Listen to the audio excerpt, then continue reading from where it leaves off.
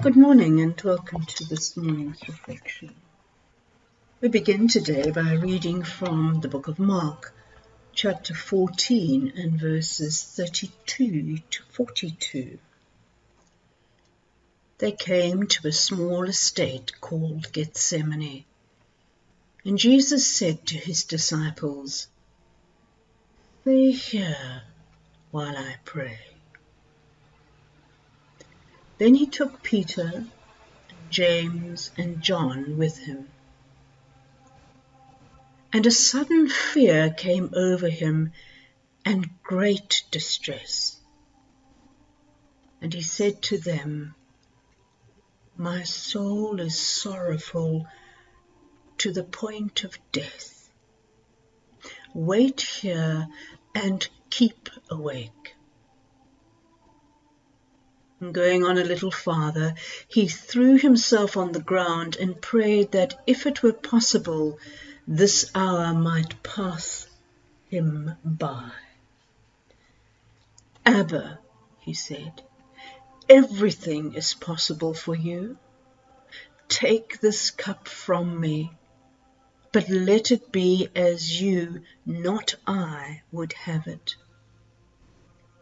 He came back and found them sleeping, and he said to Peter, "Simon, are you asleep? Had you not the strength to keep awake for 1 hour? You should be awake and praying, not to be put to the test. The spirit is willing, but the flesh is weak." Again he went away and prayed, saying the same words. And once more he came back and found them sleeping. Their eyes were so heavy they could find no answer for him. He came back a third time and said to them, "You can sleep on now and take your rest. It is all over. The hour has come. Now the Son of Man is to be betrayed into the hands of sinners. Get up, let us go. My betrayer is close at hand already." The following is a Jewish prayer. Your presence, Father, I approach. I have very little time, as you well know. Do you recognize my voice? You surely remember, Father. Always you have heard my voice. Always you have saluted me with a rainbow, a raven, a plague, something. But now I see nothing. This time you show me nothing at all. This anguished prayer might have been Jesus' own as he enters into his agony. Can Jesus, whose entire life had been an experience of God's loving presence, now, in the Garden of Gethsemane, be crying out for mere recognition? Can Jesus, whose life, whose every word and action mirrored his intimate union with God, possibly be experiencing such God-forsakenness? The horror and pain, the confusion, alienation, and deadly anxiety that Jesus experienced in the garden is nearly indescribable. The abyss of human aloneness and fear has always eluded our adequate expression. Yet ironically, this very experience of intimate and intense suffering serves as the cauldron of heroism and creativity. One can only imagine the sincerity and the love with which Mark sought to convey the suffering of Jesus, the struggle throughout the ages to give expression to the profoundly human experience of self-acceptance and surrender has shaped and inspired generations.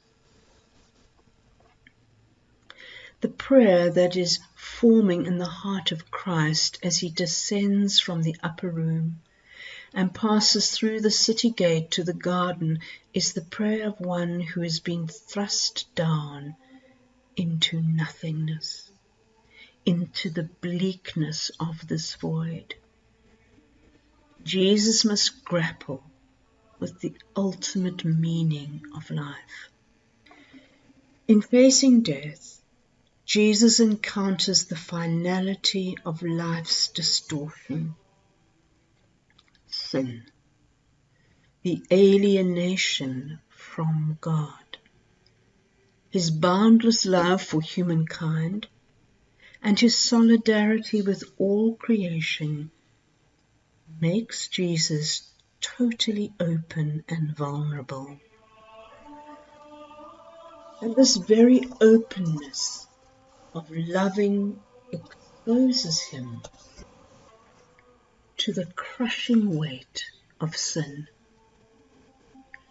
Only Jesus, who experiences the ultimate nearness to God, can fully grasp the absurd tragedy and horror of sin. So great is his awareness of the world's loss that, overwhelmed by love, he literally experiences the loneliness and forsakenness of his loss. Crushed and powerless, almost despairing, Jesus cries out into the dark void one word: Abba. He came from heaven, presses himself into the sin-scarred earth, seeking protection in a hole where only death is master.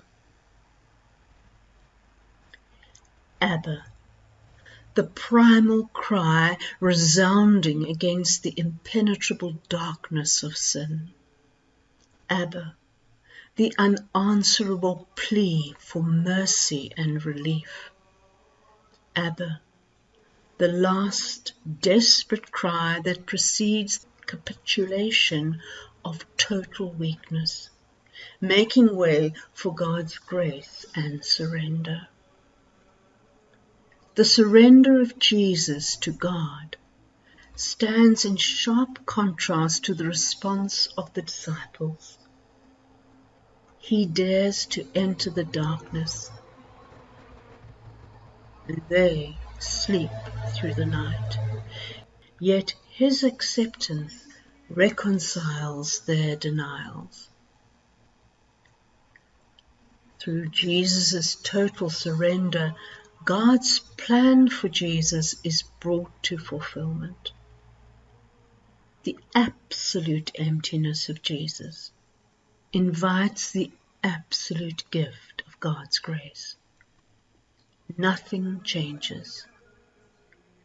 Jesus will be handed over to death. Everything changes. Filled with God's strength, Jesus rises to face his betrayer. Get up, let us go.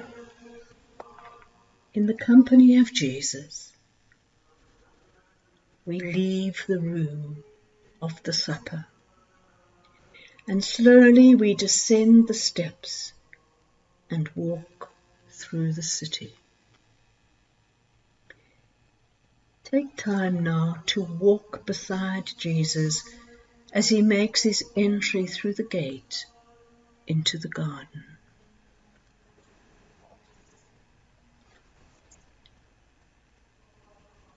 In great detail, imagine the physical surroundings that are part of your short journey. How dark it has become. How cold or warm the night air.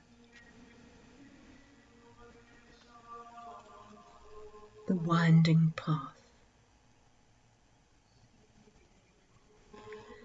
the presence of the trees, the sounds and scents of the night.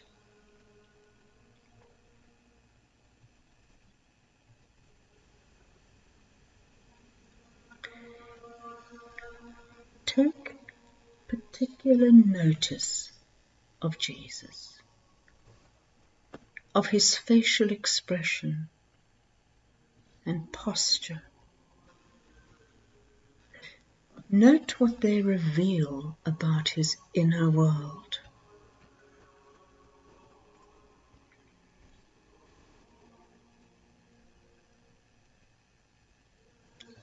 Watch Jesus as he withdraws into a private space of prayer. As you contemplate his deepening anguish, ponder the depth of love that moves one to such profound sorrow.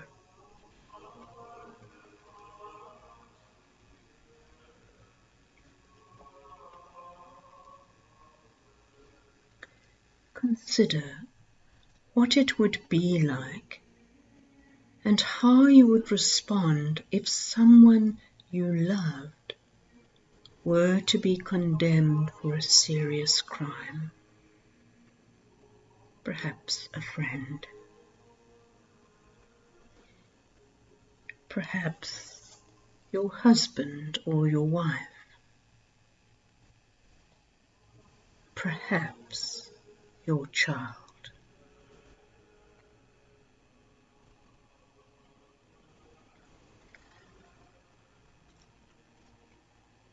Now consider how their suffering, their shame and despair, their utter isolation would be your own.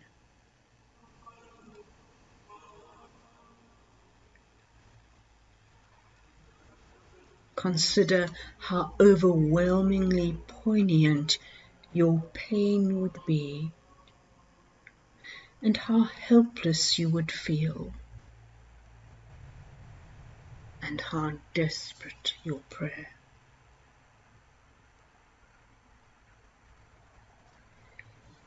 Having considered your own vulnerability in loving, move to consider the depth of pain Jesus must have endured as he dared to embrace the entire world in unlimited love. As he suffered the sinfulness, the condemnation, and the alienation of those that he loved.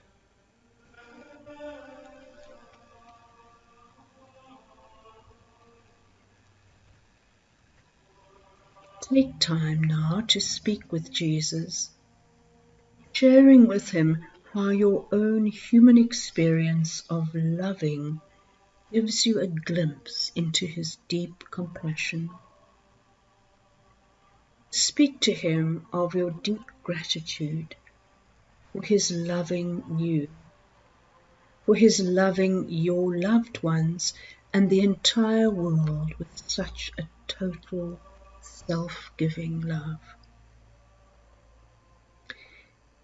And then join with Jesus in offering his prayer of surrender. Abba, not my will, but yours be done. So spend some time with Jesus.